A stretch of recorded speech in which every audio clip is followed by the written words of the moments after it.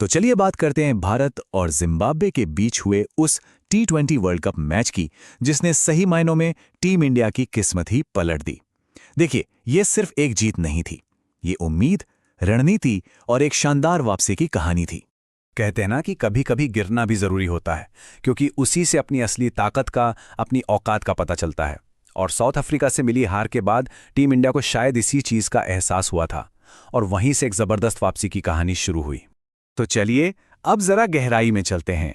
South Africa से हारने के बाद टीम इंडिया की कहानी किस्मत के भरोसे रहने से लेकर अपनी लड़ाई खुद लड़ने तक कैसे पहुंची। हालत कुछ ऐसे थे कि टीम इंडिया को ना कुदरत का निजाम यानी कि किस्मत के खेल पर निर्भर रहना पड़ रहा था। सेमीफाइनल की राह पूरी तरह से दूसरी टीमों के नतीजों पर टिकी हुई थी, जो आप जानते हैं किसी भी टीम के लिए बहुत ही मुश्किल सिचुएशन होती है। और फिर किस्मत ने करवट बदली। साउथ अफ्रीका ने वेस्ट इंडीज को हरा दिया और भारत को किस्मत के इस भरोसे से बाहर निकाल दिया। बस इसी एक नतीजे ने भारत को अपनी तकदीर खुद लिखने का एक सुनहरा मौका दे दिया था। और कहना पड़ेगा, भारत ने उस मौके को दोनों हाथों से पकड़ा। जिम्बाब्वे के खिलाफ 72 रनों की एक तरफा जीत के साथ टीम ने यह साफ कर दिया कि अब वो किसी और के भरोसे नहीं बल्कि अपने दम पर आगे बढ़ेगी। तो सवाल ये उठता है कि इस जीत के पीछे का आखिर राज क्या था? वो कौन सा एक सामरिक बदलाव था जिसने टीम की पूरी क्षमता को अनलॉक कर दिया? इस पूरे बदलाव की जड़ बस एक फैसले में थी, संजू सैमसन को ओपनिंग के लिए भेजना। अब सुनने में ये एक छोटा सा बदलाव लग सकता है, लेकिन इसका असर बहुत ही जबरदस्त था। इसमें सबसे दिलचस्प बात यह है कि कैसे एक बदलाव ने पूरी टीम पर एक डोमिनो इफेक्ट डाला। संजू के ऊपर आने से सूर्य कुमार यादव और तिलक वर्मा जैसे खिलाड़ियों की भूमिका बदल गई और टीम में एक अलग ही तरह की ऊर्जा आ गई। देखिए, इस बदलाव का एक मनोवैज्ञानिक पहलू भी था।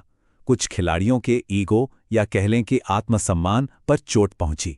और देखिए, टॉप एथलीट्स ना हमेशा खुद को बेस्ट साबित करने की जिद में खेलते हैं। तो जब उन्हें लगता है कि टीम में उनकी हैसियत को चैलेंज किया जा रहा है, तो वही बात उनकी सबसे बड़ी ताकत बन जाती है। वो अपनी सारी की सारी निराशा को मैदान पर परफॉर्मेंस में बदल देते हैं। इसका सबसे पहला उदाहरण सूर्य कुमार यादव। सिर्फ 13 गेंदों पर 33 रन।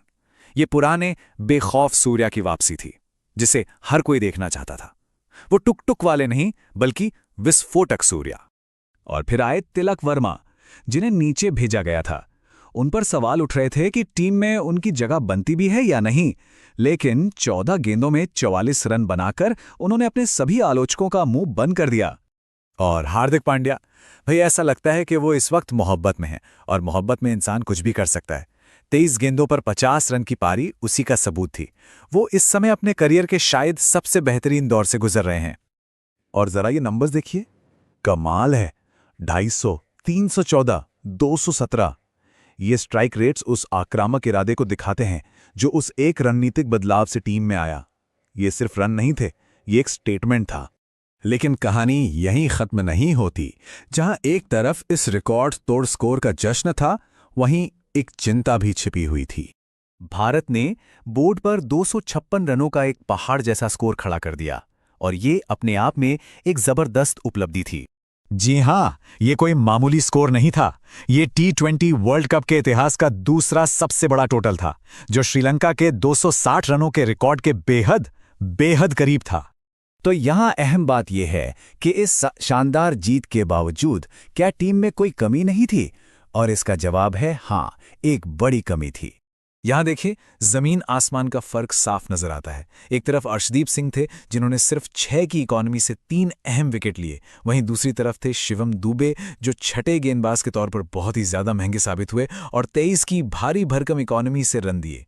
और यही सबसे बड़ी चिंता है। देखिए, जिम्बाब्वे के खिलाफ तो काम चल गया, लेकिन क्या वेस्ट इंडीज या सेमीफाइनल में किसी बड़ी टीम के खिलाफ भारत सिर्फ 5 स्पेशलिस्ट गेंदबाजों पर निर्भर रह सकता है? T20 में छठा गेंदबाज एक सेफ्टी वॉल्व की तरह होता है। अगर किसी मेन बॉलर का दिन खराब हो तो कप्तान के पास एक और ऑप्शन होता है। शिवम दुबे का प्रदर्शन उस ऑप्शन पर एक बहुत बड़ा सवालिया निशान छोड़ गया है। तो चलिए अब आगे बढ़ते हैं और देखते हैं कि यहां से टीम इंडिया के लिए सेमीफाइनल तक का रास्ता आखिर कैसा है। यहां से समीकरण बिल्कुल सीधा है। अगर भारत अगला मैच वेस्टइंडीज से जीता है तो वो सेमीफाइनल में है, लेकिन अगर भारत हारता है या मैच बारिश की वजह से धुल जाता है तो बेहतर नेट रन रेट के कारण वेस्टइंडीज आगे बढ़ जाएगा। यानी अगला मैच सीधा सीधा करो या मरो का है। तो अंत में यही सवाल बचता है, एक तरफ विस्फोटक बल्लेबाजी है जो कोई भी रिकॉर्ड तोड़ सकती है, और दूसरी तरफ एक गेंदबाजी आक्रमण है जिसमें एक कमजोर कड़ी है। क्या ये कॉम्बिनेशन भारत को वर्ल्ड कप जिता सकता है? ये तो अब वक्त ही बताएगा।